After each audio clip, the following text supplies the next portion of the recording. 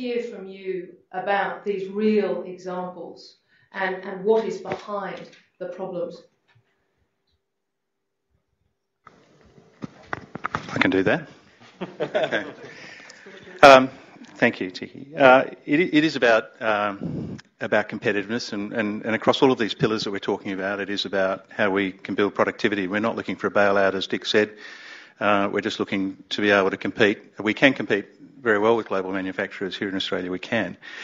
But around the area of regulation, it affects our productivity enormously. Dick, you mentioned that there was something like 40 different government departments that regulate our industry at state and federal level around the country. That's more than we have manufacturers in the industry. And if I go back 3 or 4 years, 10, maybe 15% of our total R&D group, I've got 90 engineers in development, 90, maybe about 10 or 15% of their time was spent on compliance activity. In the last year, that's been over 50. Over 50%.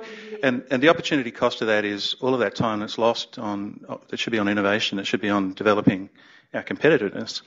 But it's not. It's back. And then I get levels of duplication in that regulation where we'll see all those 40 authorities will make a different level of regulation for a new home, for an existing home, for a government housing, for a different climate zone, for a different state.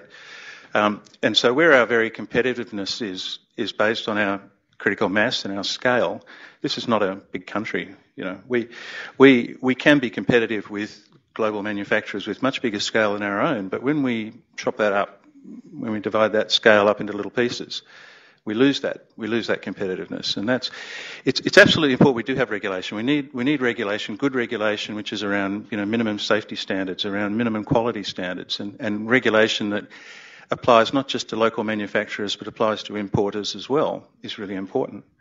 But Dick was talking about your electric water heaters.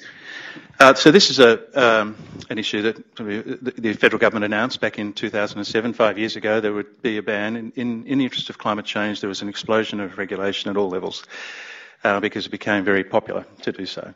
But one of them was the initiative to ban electric water heaters. And with a number of other initiatives, we were confronted then 5 years ago where 65% of what we made was to be banned within the next 3 years.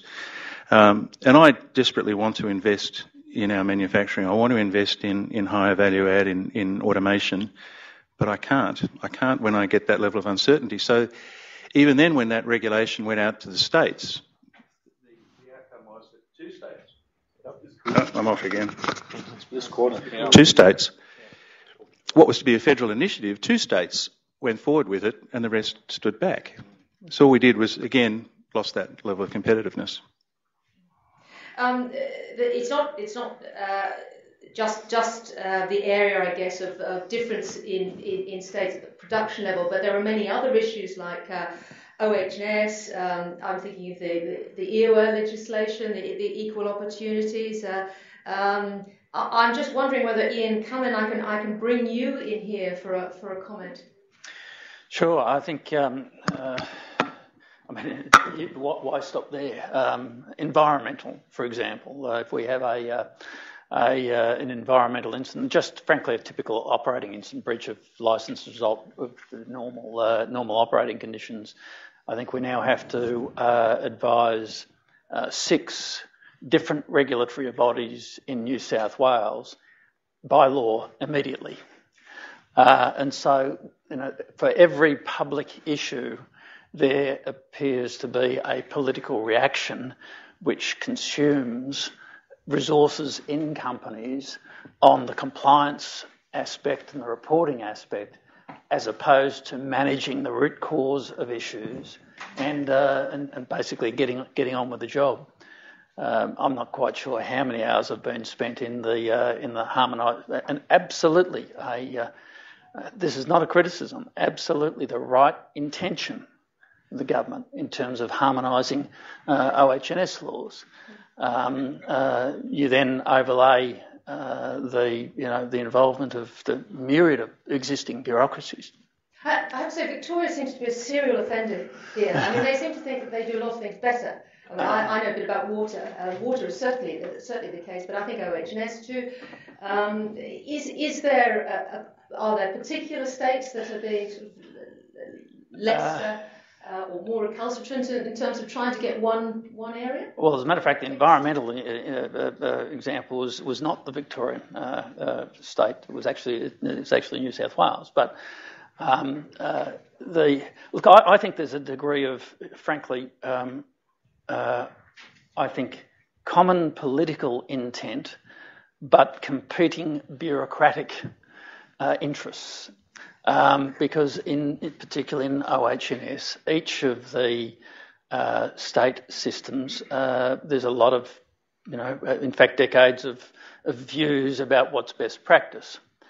And I think that's, as I say, it's not the intent of the government and the politicians. It's just getting things happening. It's a bit like, in many instances, a bit like there's a forest with an orienteering program for bureaucrats, and they kind of get lost because they haven't got the instructions on. I don't know what it is. I'll make a comment. Dick, please.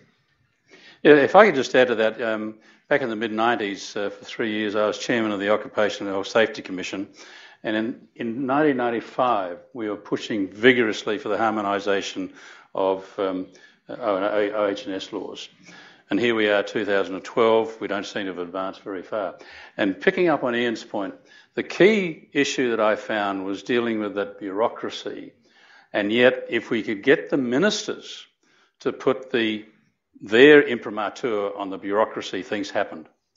But if it was left just to the bureaucracy, it just, unfortunately, just waves along. These are good people, but they all think they're working for their state rather than for their country. And I guess if I bring Rob Single in here, perhaps, because I'm thinking also of the vocational education and training, VET. It's the cumulative effect, presumably, of all these different areas that must add up for a big company. It does, Ticky. And one of some of the feedback we gave this morning to the ministers was on a myriad of these issues, we need one point of contact. And what we were trying to do this morning was be positive. We don't want to complain about our situation.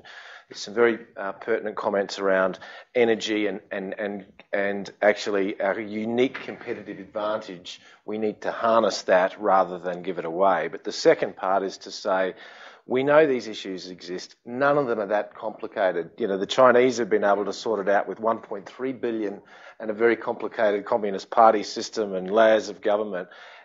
Surely 22 million people can say, okay, what are the core issues around manufacturing? Who is the point of contact in government? What happens now is we all write to the poor Prime Minister because we don't know who else we need, because it goes across 4 or 5 functions or 4 or 5 departments. So the key, I think, is to set up in terms of manufacturing and say, what are all these issues? What legislation is required to address some of these issues and get on and make a difference? Well, hopefully we've now got manufacturing in Cabinet and in an industry portfolio federally, so that you must be happy about that. But I know you're calling for early consultation, and you're calling for what you describe as true consultation with government. By the way, in all your packs, everybody, you'll see you will have quite a detailed description of each of these 4 pillars, and that's where I'm grabbing that from. But can I put this back to James Fazzino, because I know, take shipping reform, there have been submissions from government, and submissions have just finished, and I understand that one manufacturing company asked for an extension quite near the deadline, a couple of days before the deadline, and was informed that no, there couldn't be an extension because the report was due on the minister's desk at the end of that week, which I think left that company quite disappointed with the whole idea of consultation. Now, when I put this to Greg Pompey, he in an interview, he said, well, you fellas have had a lot of time. Had a lot of time to put in that particular submission. How frustrating is the issue of consultation for you with federal and state governments? Look, it is